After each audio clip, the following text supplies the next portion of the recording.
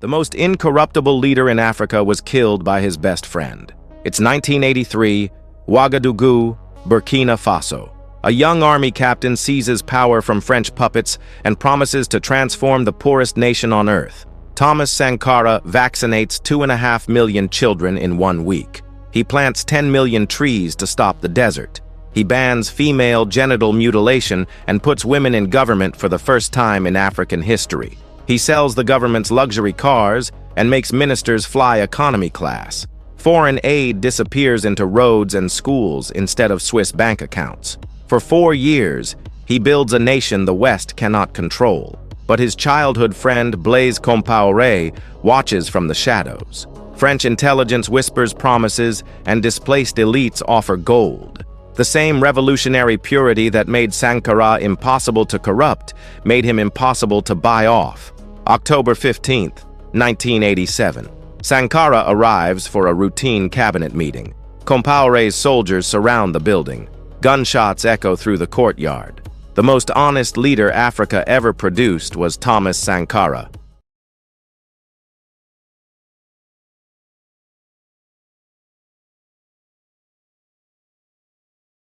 Did you know ancient Egypt had a secret trading partner so legendary that some historians thought it was made up? Welcome to the land of Punt, basically the Amazon Prime of the ancient world, but for gold, frankincense, and freaking giraffes.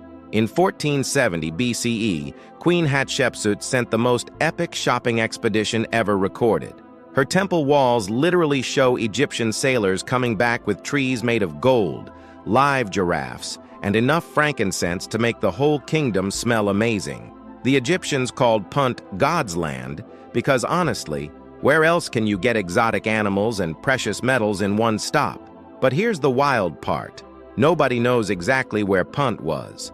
Most experts think it was somewhere around modern-day Somalia or Ethiopia, but the exact location remains one of archaeology's biggest mysteries. This place was so incredibly wealthy and mythical that it influenced African kingdom legends for thousands of years.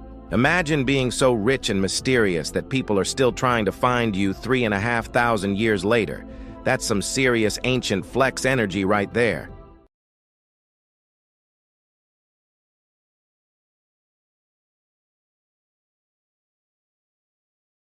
Did you know one man once gave away so much gold that he accidentally crashed an entire economy for 10 years?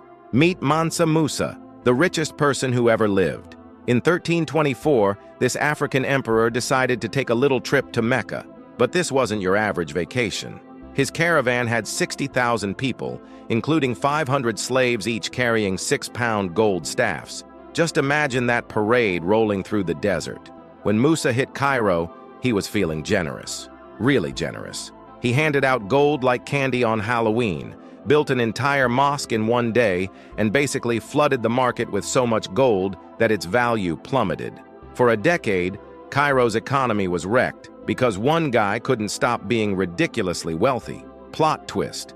He ran out of money on the way back and had to take out loans, which totally embarrassed him. But Europeans were so amazed by his wealth that they started drawing him on maps as the ultimate rich guy.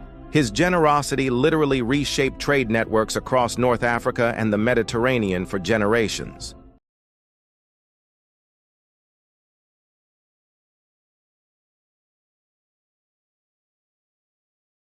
Did you know that some African rulers in Madagascar became richer than European kings by partnering with pirates? This is the wild, true story of how Madagascar turned into the world's most profitable pirate paradise. In the 1600s and 1700s, smart Malagasy queens and chiefs made deals with famous pirates like Captain Kidd and Henry Every. The arrangement was genius. Pirates got safe harbor, African rulers got a cut of all the stolen treasure. Everyone won, except the people getting robbed. These partnerships created African millionaires who lived in palaces stuffed with Spanish silver, Indian gems, and gold from around the world. Some Malagasy nobles had treasure rooms that would make European royalty jealous. The legendary pirate town Libertatia became a melting pot where European outcasts married into African royal families, creating powerful dynasties. Madagascar's rulers built sophisticated trade networks that connected their island to global piracy operations. This unusual economy made some African leaders incredibly wealthy until European colonial powers finally shut down the pirate paradise. But for over a century, Madagascar proved that sometimes crime really does pay.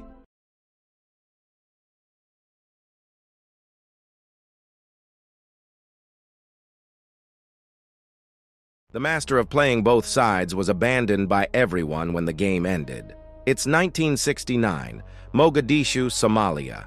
A military officer seizes power and transforms his nation into a Cold War chess piece.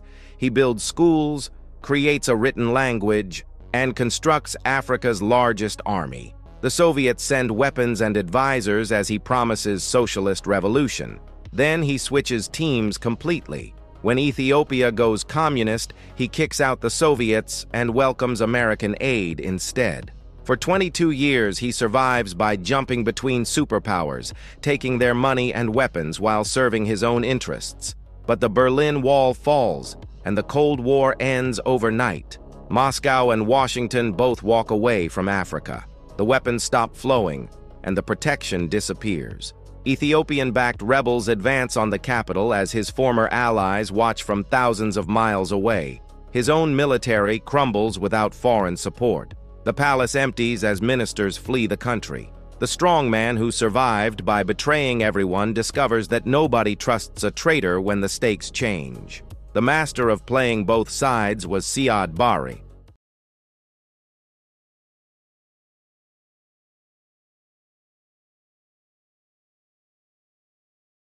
Did you know Ethiopia's royal family claimed to be the longest-running dynasty in history by saying they were literally descended from King Solomon and the Queen of Sheba? We're talking 700 years of trust me, bro. We're related to biblical royalty. So here's the wild story. According to Ethiopian legend in the Kebra Nagas text, the Queen of Sheba visited King Solomon, they had a romantic fling, and she returned to Ethiopia pregnant with his son. But wait, it gets better.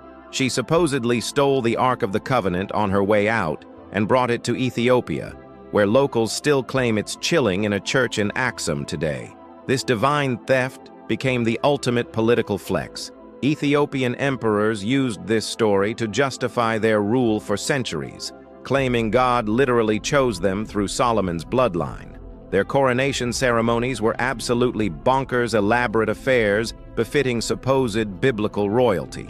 The last emperor to claim this divine lineage was Haile Selassie, who ruled until 1974 when revolutionaries basically said, "Okay, enough with the King Solomon cosplay," and overthrew him.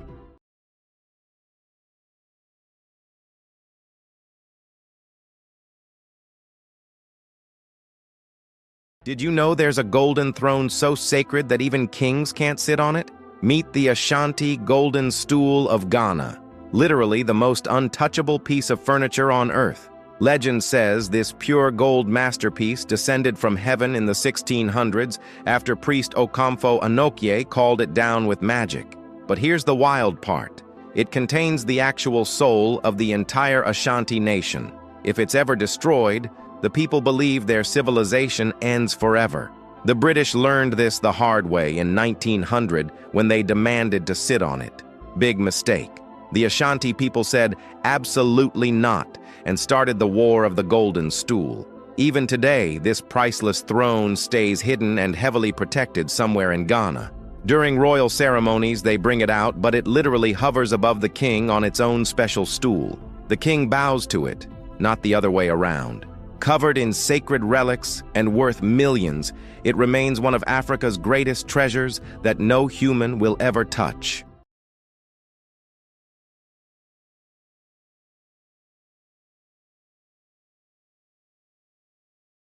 Did you know that Portuguese explorers once refused to believe Africans could build one of the world's most impressive stone cities?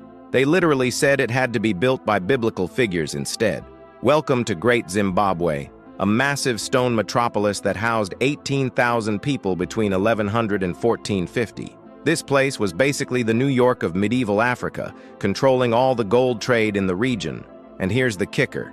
The entire city was built without a single drop of mortar, just perfectly fitted stones that are still standing today. The city had everything: sophisticated water systems, intricate soapstone bird sculptures that became so iconic they're now Zimbabwe's national symbol, and trade networks that reached all the way to Asia.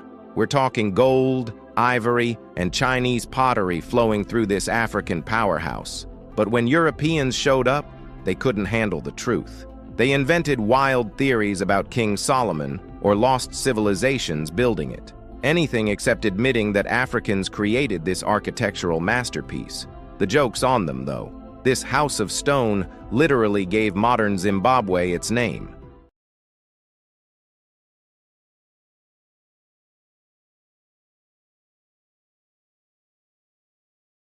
Did you know there was an all-female army in Africa so terrifying that entire kingdoms would literally pay money just to avoid fighting them? Meet the Mino of Dahomey, warriors so fierce that European slave traders, who weren't exactly known for being scared easily, would rather deal with any male army than face these women. In the 1790s, King Agonglo turned this elite force into thousands of celibate warriors who underwent training so brutal it included executing prisoners as practice. These weren't your average soldiers. They carried clubs embedded with actual human jawbones and served as the king's personal bodyguards and tax collectors. The Mino controlled Dahomey's participation in the Atlantic slave trade, accumulating wealth worth millions in today's money. They dominated neighboring kingdoms for over a century until the 1890s, when French colonial forces finally showed up. Here's the crazy part. These warriors nearly defeated the Europeans using superior tactics that had European military commanders scratching their heads. The French barely won, and only because they had modern weapons. Without those guns, Europe might have gotten a very different history lesson.